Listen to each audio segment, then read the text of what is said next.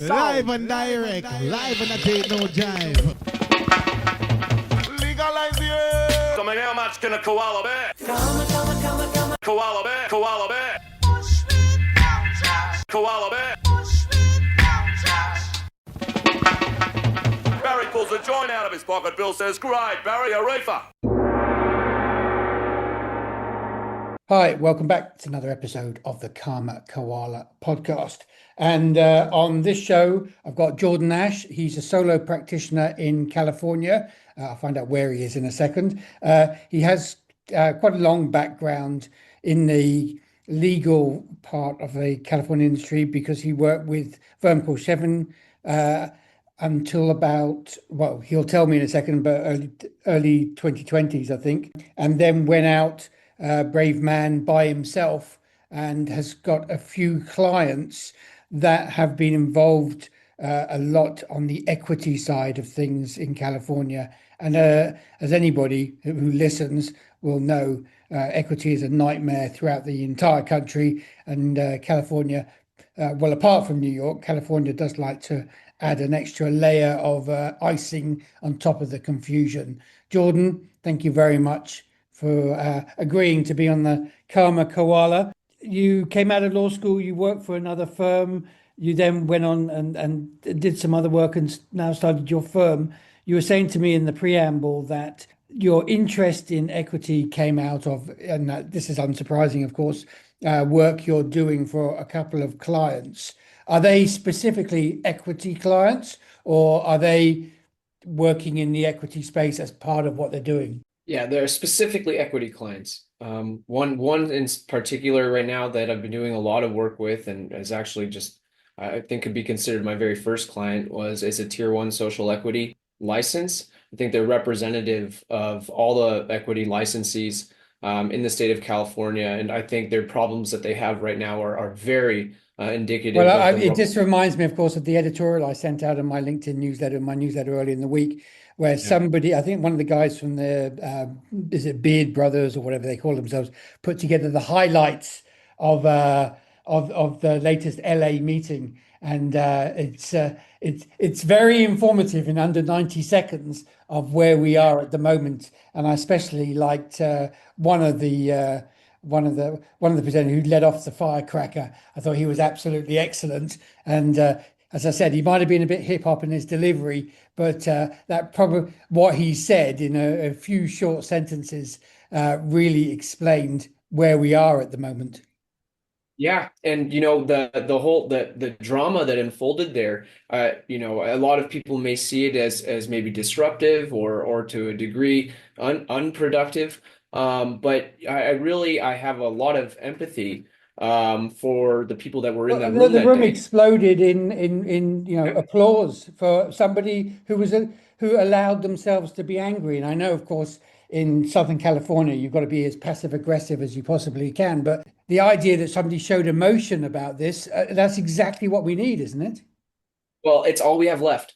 Yeah, that's my experience. The lengths I've had to go to show regulatory bodies, not just the LA Department of Cannabis Regulation who would be the in charge of overseeing the social equity program in LA, but the DCC at the state level as well. So just as a background, we have a state level, we have a local level. The local level is usually in charge of implementing their social equity program. But what you saw in that room today was truly, I believe, it's all that's left. I've had series of emails going back and forth. I've been able to pull out emails written to me by DCR representatives themselves, which are blatantly misleading my clients, into delays, into late fees, into other sorts of losses from their businesses because of what they have to deal with. So, I mean, I'll just jump back a second because I spoke to Chelsea Haskins about CORE in Sacramento 10 days ago, I think, and published it last week as a podcast for those of you listening. And now we're talking specifically about LA, and then I'd like to talk about some other parts of California as well. Does the fault lie in the equity rules and regs drafted at state level, or is it the complete ineptness of the implementation at city level and whatever. Sorry, I'm hopeless with California. Well, it's basically city, isn't it? Is it what's the word? Provincial? It's not provincial, is it? Well, the provisional is also, yes. So you're right. California is very confusing, and I commend you for navigating your way through so ably right there. Provisional is actually designating a status of license at the state level that they had, which it's a little, they had it as sort of as a temporary placement while these licensees were still getting together some documentation to be approved for the full annual license.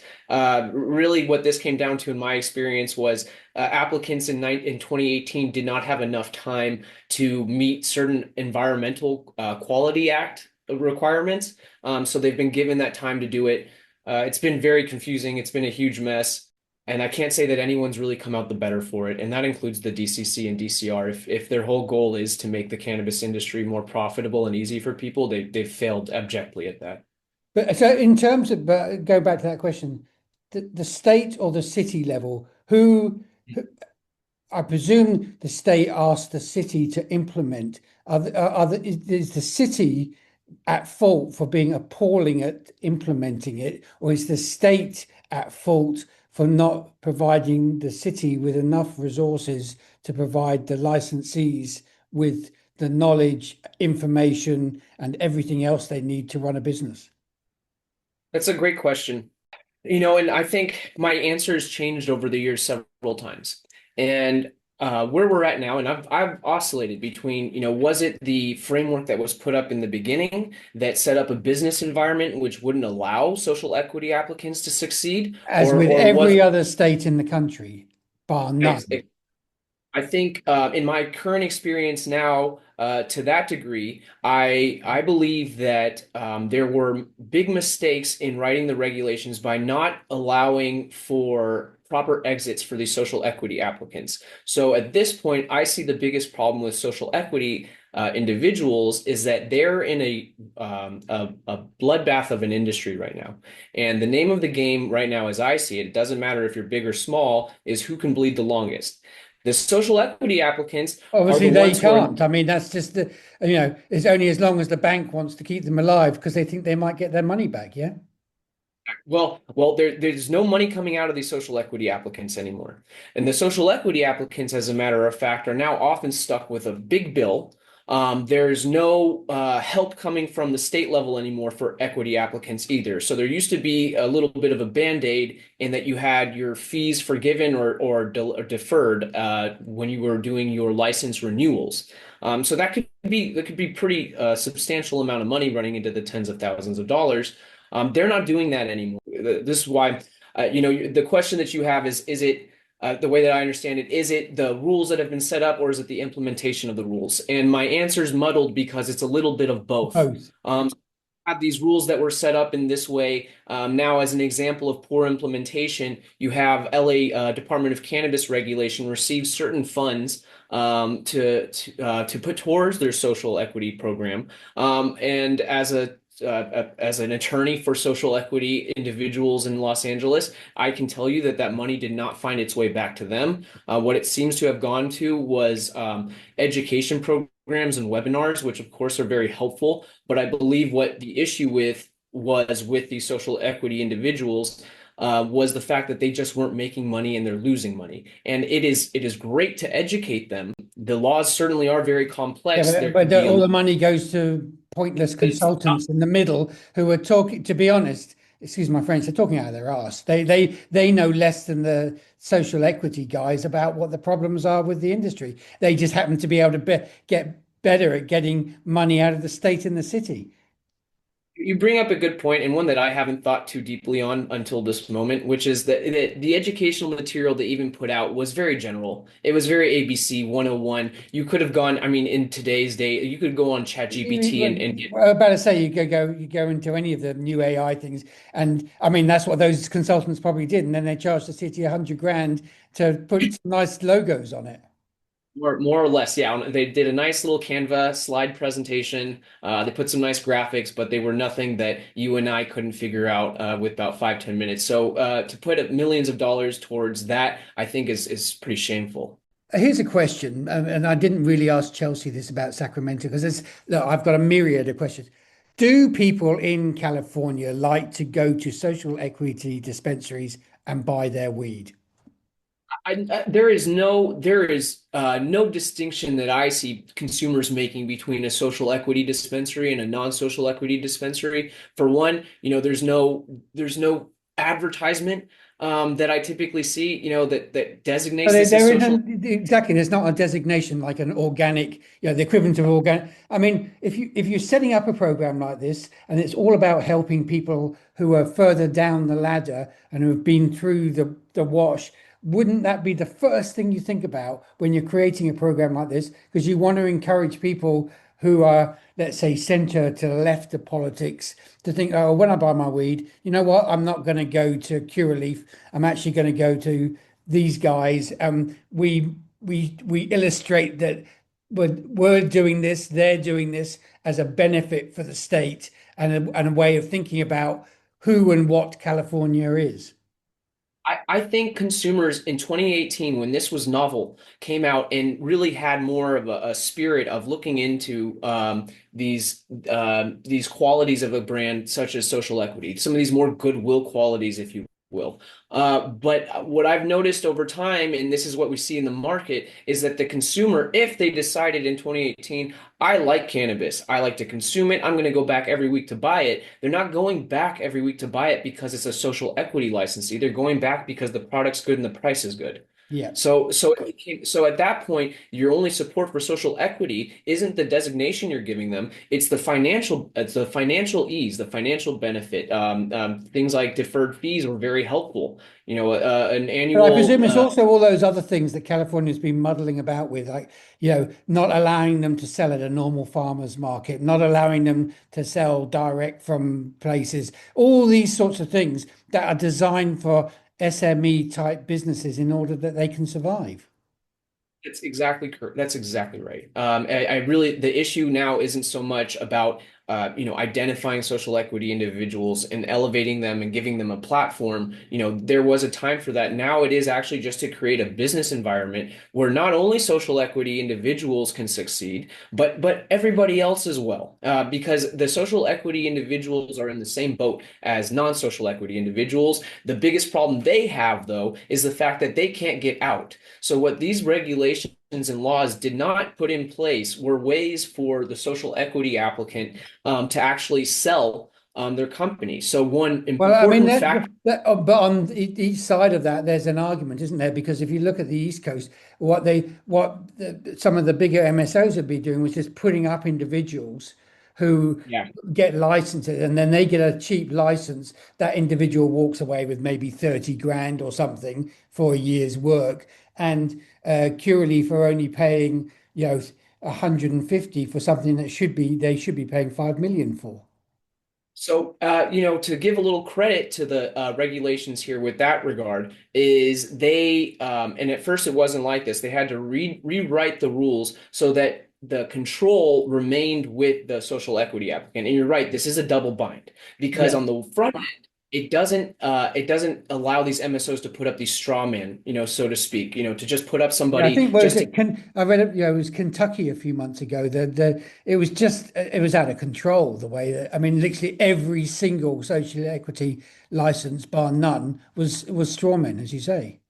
So illustrative of this, in 2017, when I was working at the firm, and I won't mention any names, but there was a prominent attorney who we were having potential license applicants come in. So the license applications hadn't even been submitted, and they were asking how to get social equity. The official advice that was being given in that firm was to go to Boyle Heights, which is a rather a more or less underserved community more lower income community, find a Mexican family restaurant, family owned, go there every Friday, order a big meal, order a bunch of drinks, make friends with all the waiters and the staff there, and then once you've become friends with them, ask if one of their sons would like to be the owner of a cannabis company. So it wasn't my advice, but that was exactly, and this was a very competent individual, but yes, it was kind of a free for all, like you're discussing with Kentucky in the beginning here. So they closed it up, and where they made sure that in all respects the social equity applicant would have control proportional to their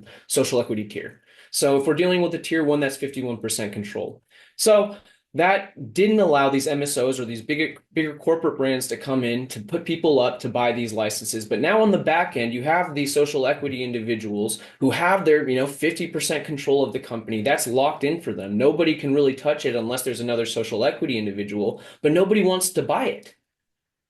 So now, okay, in the beginning, that's great. We guaranteed and we reserved this piece of equity for these individuals.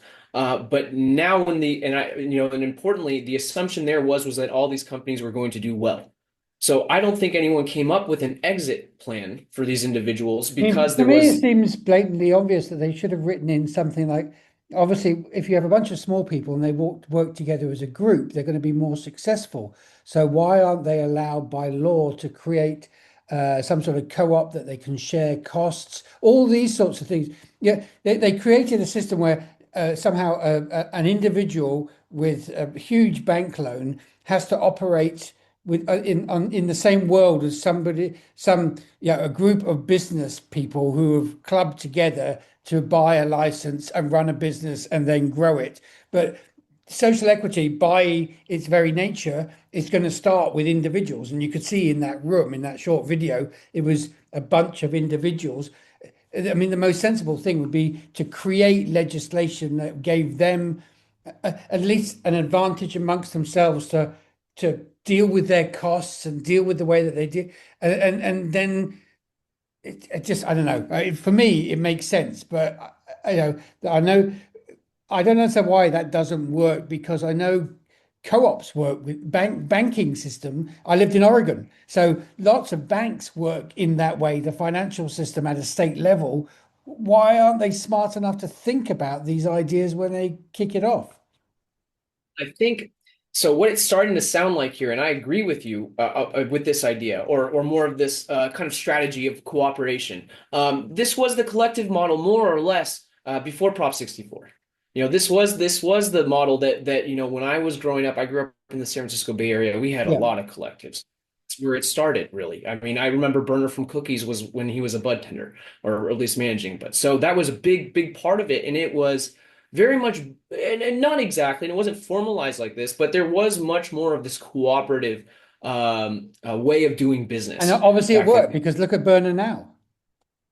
Yeah, exactly. Well, like that, then for a lot of reasons, I think it worked better. It worked better for those business owners. And now I'm speaking a little bit before my time as an attorney. So this was my time just kind of being out in the space. But it did seem, and I think a lot of people would vouch for this, but it did seem more profitable for everybody. I as a consumer, the quality seemed to be better. The prices seemed to be pretty on par for what the quality was, and the selection it was also greater. I think so. We're getting a little bit broader out of social equity here, but there have been a lot of issues with getting away from the model that we had, which was basically just focused on decriminalizing. I think bringing in the whole adult use regulatory scheme, and it really is the whole regulatory scheme. There are so many layers here that you and I have to spend minutes just parsing out just to explain what they are. But when it was just this simple collective decriminalized model, I do think it worked better for everybody. But that's we are where we are now. Okay, so look, we've covered some of these issues, and we've talked about Los Angeles specifically. If you had a chart of California, is there anybody who is, say, an 8 out of a 10 in any part of the state operating equity licenses, any particular city or region? Or are we all? I mean, I think Chelsea gave Sacramento I said, is it a 6.5? And she said, no, it's a 4. Um, and so I'm really interested to know, like, is anybody doing it quite well, and why aren't those other cities and areas in California? You know what, they're doing quite well there. Maybe we should have a look at what they're doing. I don't know if I could consider anyone doing anything quite well in California, especially with regard to social equity. What I can say is that I would give DCR, and this isn't personal to anybody there because I've worked with some good people there, but I'd give DCR more like a 5 because my experience with them was problems up front, a month of emailing and arguing, and then you'll finally get some unadmitted concession. Like slyly, all of a sudden, you'll get an email saying that the fee's been waived after arguing for all this time. But you do have to argue. So that's not what I see a regulatory body being is a constant obstacle in just these simple things. This simple matter of your representative said this, we did this, we got hit with the bill. So I mean, if we look, they're had public servants. I know they want to stay in a job, but if they put everybody out of business, they don't have a job themselves. Yeah, that. And I think actually now getting back to your question about the competency, there is a competency issue as well. This comes down again to the sheer complication and all the moving parts of a California cannabis regulatory scheme. I can't blame the people that pick up the phone at the DCR or DCC because oftentimes, they're learning on the go as well.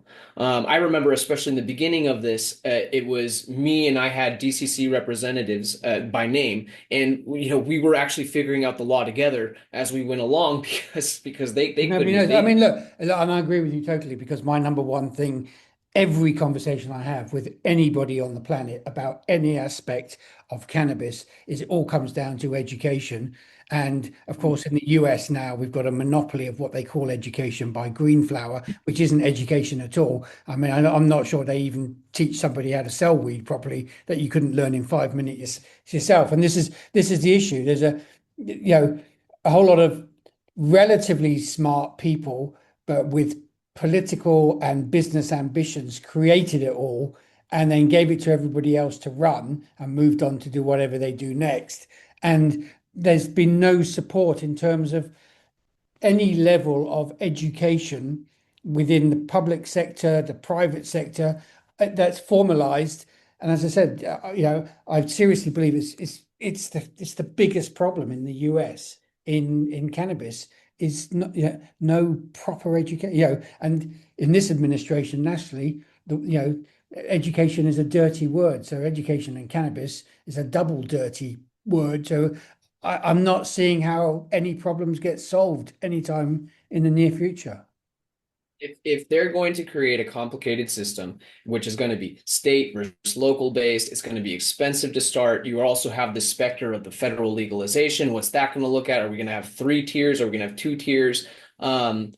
I think that the discussion needs to be, if we're going to have more regulations, we need to do what you're saying. We need to also have in place more support. We need to have more education, and we also need to be more realistic about this industry and showing that, it's not this big gold mine that a lot of people thought, in 2017. This is likely to fail. This is an extremely high risk business. It's an extremely high risk industry. My shot at people succeeding in this industry is less than 50%. That's my guess. So we need to create avenues, or we need to create parachutes, if you will, for these people who are entering into this highly regulated market where, it's very difficult to even just take a left or a right. There's a whole series of paperwork. There's a whole process to just do that. So on the one hand, if we're going to have all these regulations, it's going to be highly regulated. We need to do, as you say, which is increase education and support.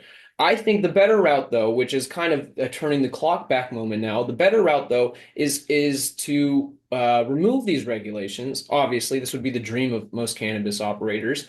Make it easier to do business, bring them more in line with, say, what alcohol regulations would be, what alcohol requirements would be. I mean, Make it. it sounds like you were almost saying, knock out the concept of equity. You just have small business owners and you give them good access to be able to create business like a craft beer maker. As simple as that, yeah? Years ago, I was a big proponent of the social equity program. And I was a very big believer in remedying the damage caused by the war on drugs, especially to these individuals. But since then and over the years, I've had a hard time finding out how you can structure a social equity program with this kind of industry, with these kind of regulations, that doesn't just end up in the same place that California has. So with that in mind, I think it's actually more fair. I mean, it doesn't have the aesthetics of fairness as much. It's more of a free market approach. But I do see that the problem these social equity individuals have is that they're just not able to do business. So it's great that we gave them priority in getting this license, but a license for what? And the other thing is that the social equity program motivated and encouraged and incentivized these individuals to get into this business when they otherwise would not have. And I am now, I have changed. I do think that the best thing actually for people who have been impacted by the war on drugs, who do want to enter the industry, would actually be a regulatory environment that doesn't add on layers with the social equity aspect.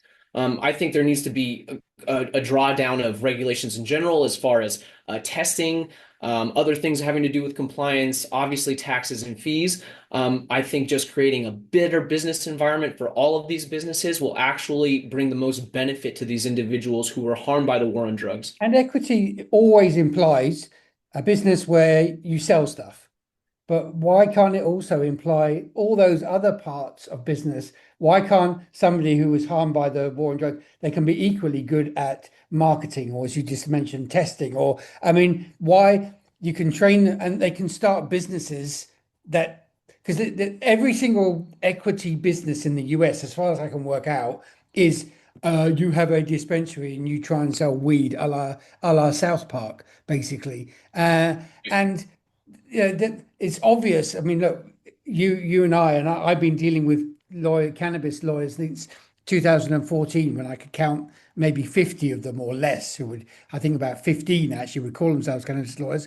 And now, there's 5,000 to 6,000 in the US. There's so many opportunities for people who were affected by the war on drugs, but it doesn't mean they have to actively just sell weed, does it? Right. I think that's a good point. There's a lot of ancillary out there. Myself, I'm an attorney. I don't actually grow weed. I don't actually sell it, but I'm very much that's very much part of my business. It's the core of my business. So, I'm kind of going on a tangent a little bit, but Tangents are I fine. think This is cannabis. yeah, we're built for it. I am thinking of a couple companies that I knew that I did like now. There was one out of Oakland, and I'm sorry I'm forgetting their name, but they made it a point to hire previous convicts. Now I'm just kind of spitballing here, but I do think there's room for encouraging, say, employment of what would be considered social equity individuals, giving incentive to employers in these industries to hire Exactly. I social mean, equity. don't promise them the big money. So it's not going to happen. But allow them to participate in the industry. And then if you work, it's like any other industry, you work for somebody for a while, you learn all the skills. And if you're good at it, you'll go off and start your own business.